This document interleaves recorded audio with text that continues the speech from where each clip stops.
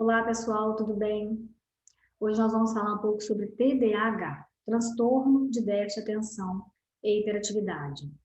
Em torno desse conceito, né, desse transtorno, existem algumas dúvidas, né, comuns. A gente até entendo, até concordo que muda-se muito as nomenclaturas, então a gente acaba confundindo de alguma forma.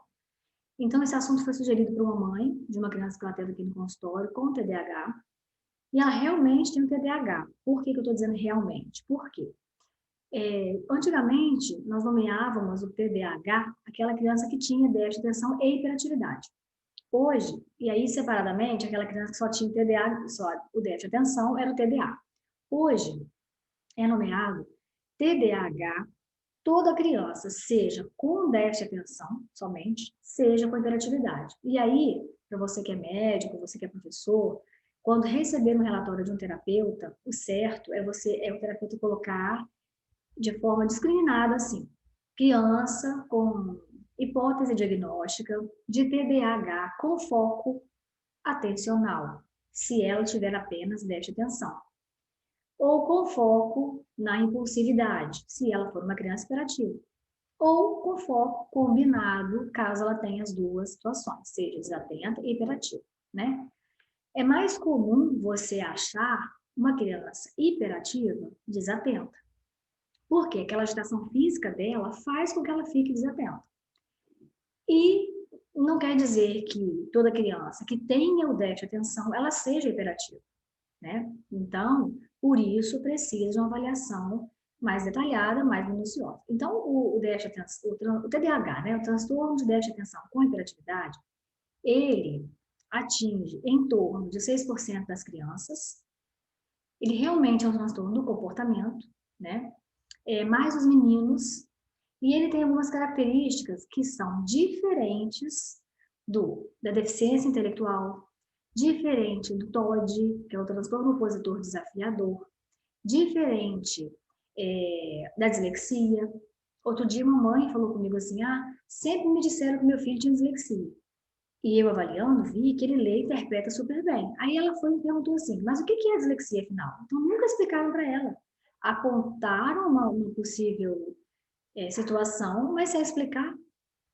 Então, por isso que eu digo, a gente precisa ler, precisa se informar. Hoje tem muitas fontes de informação, né? São livros, são internet, são cursos. Então, a gente não precisa ficar perdido.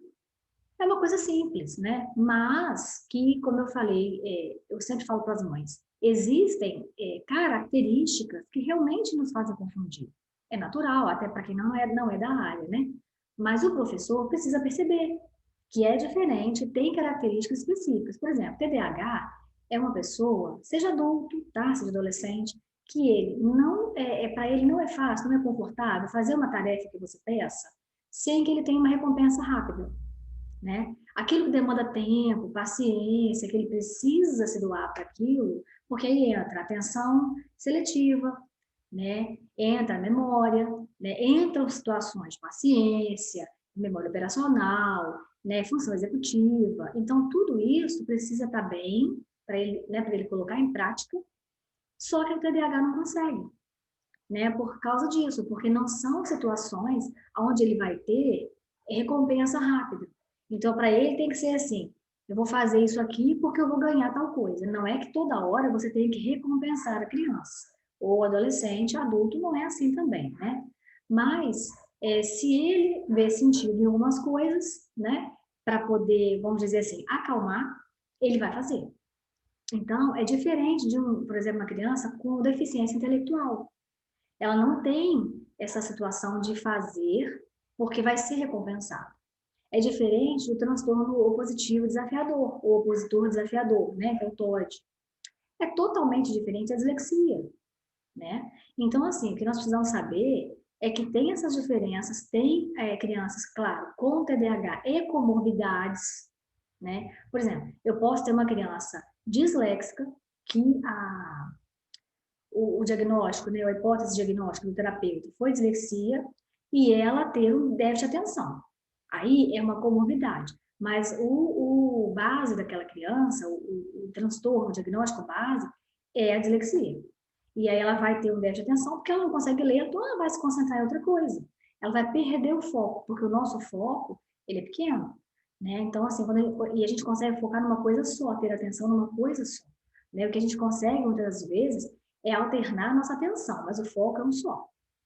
A gente brinca, né, que as pessoas, os homens não conseguem fazer várias coisas ao mesmo tempo. Ninguém consegue fazer várias coisas ao mesmo tempo. Nós, mulheres, temos mais facilidade em alternar nossa atenção. Mas, quando a gente alterna, alguém chama, você responde, você volta, você consegue lembrar daquilo que você estava fazendo. Nem sempre todos os homens, e isso, claro, os meninos também são assim, quando eles estão fazendo alguma atividade, você chama, e eles voltam, quando eles voltam, muito deles já esqueceram onde é que estavam.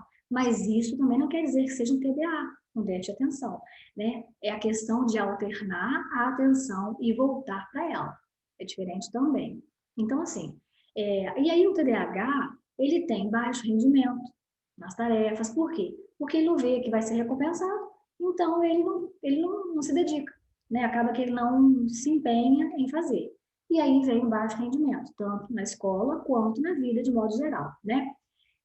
Os sintomas mais clássicos, eles aparecem antes dos 7 anos. Por isso, eu comento muitas das vezes que, às vezes, as pessoas falam que para alguns diagnósticos você pode esperar até os 9 anos. Não pode, é muito tarde. Né? Para nós, do ponto de vista da terapia, tem muito estímulo a ser feito. Pode ser que não chegue a 100%, mas tem muito estímulo a ser feito quando o diagnóstico é mais cedo. Principalmente o autismo, né? Não é o nosso foco aqui, nós estamos falando de déficit de atenção, mas é diferente. E o autista também pode ter o déficit de atenção. Ele pode ser hiperativo, mas lembrando que o diagnóstico base dele é o autismo, a criança que é autista, tá? Muitos TDAH, eles têm dificuldade, déficit na leitura, por isso que eu falei, ele pode ter a dislexia e ser TDAH, seja com déficit de atenção ou hiperatividade, e ele pode ter um déficit de atenção, ser TDAH e ter também dificuldade para leitura, porque ele não se concentra. Mas, gente, como eu falei anteriormente, não é uma regra. Não é que todo disléxico seja TDAH, ou todo TDAH seja disléxico. Não, por isso precisa ser avaliado, porque tem as comorbidades, como eu falei, tá? Agora, esses sintomas que vêm antes dos 7 anos, que são clássicos e são bem claros, precisam ser percebidos, tá? Para poder serem tratados, porque assim, não estou falando de medicação, eu estou falando de perceber, que a escola aponte, que a mãe perceba, né, a família perceba, leve para uma avaliação, e daí pense qual a melhor conduta. Nem sempre a melhor conduta é medicamento, né? Mas, normalmente, os médicos vão medicar, né? E muitas famílias aceitam bem, porque é mais rápido. Isso é verdade, né? Tem um efeito mais rápido, né? A terapia é mais lenta, precisa de mais tempo, precisa de mais dinheiro, porque o remédio não é tão caro assim, né? E aí existem a Ritalina, existe a sertralina, existem vários componentes aí, remédios aí com vários componentes que realmente ajudam a regular, né?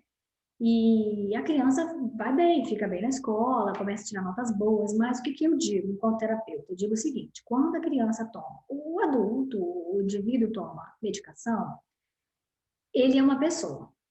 Quando ele para de tomar, ele é outra. Por quê? A indicação, a prescrição é que se tome, por exemplo, Ritalina em dias de aula, em dias de prova, em momentos até de terapia, aquela criança que tem aula particular, que tome nesses momentos. Mas final de semana não precisa, é assim mesmo. Só que quando, digamos, eu não sei se vocês aí que já estão acostumados, né, de repente alguma mãe que usa Ritalina, você deve lembrar que há um tempo atrás a fábrica desse medicamento, ela pegou fogo, né, e as pessoas ficaram por muito tempo sem conseguir comprar. Naquele período, as crianças tiveram uma queda muito grande na escola. E aí eu chamo de efeito bengala. Por quê? Se a pessoa tem uma dificuldade na coluna, uma dificuldade na perna, ela precisa usar bengala, se ela tira, ela vai cair. Então, a medicação, em alguns casos, principalmente o TDAH, funciona dessa forma. Eu tenho adolescente com 15 anos que tem descalculia. E a médica achou melhor passar a Ritalina. Tudo bem. Por quê? Como ela não consegue ela tem o transtorno do cálculo, né? Ela não consegue, ela perde a atenção muito fácil. Então, a médica passou. Quando ela toma, ela tira 10 na prova. Isso facilmente é percebido. Quando ela não toma, ela simplesmente tira 0. Por isso eu chamo de efeito bengala, porque se tira, a pessoa cai. Então, para mim, para os terapeutas de modo geral, posso dizer que talvez aí, vamos dizer, 70% não sejam a favor por isso. Não, nós sabemos que a terapia pode ajudar muito mais, né? Não vou dizer nem muito mais, pode ajudar da mesma forma, só que realmente a longo prazo. E muita gente não quer esperar, infelizmente. Então, mas aí é a critério, fica a critério das famílias, né? Então, eu espero que vocês tenham gostado, espero que tenha contribuído com esse assunto e até o próximo vídeo. Um beijo.